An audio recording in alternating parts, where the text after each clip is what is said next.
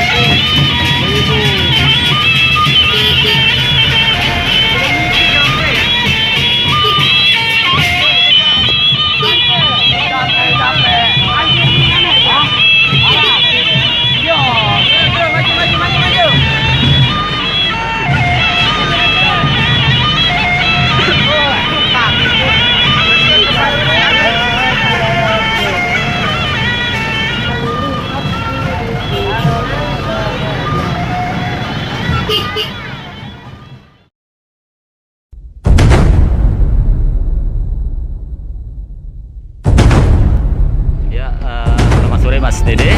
Ya, selamat sore. Assalamualaikum dengan New Megantara Cabang Raya. Iya, waalaikumsalam warahmatullahi wabarakatuh. Ini saya mau tanya, tadi saya melihat ada sebuah acara seperti kayak upacara adat leluhur gitu. Ya, kayak itu sebagai gimana ya? Setiap tahun rutin di Lege ya. Jadi ada dua tempat di sana ya. Mungkin ya orang itu kan ngerjain ya minta hujan. Oh, Tapi acara itu kita bareng-bareng makan sama anak. oh gitu. Tempat itu pernah dibilangi sama yang alim ulama lah itu ya. Itu sejarahnya ya. Waktu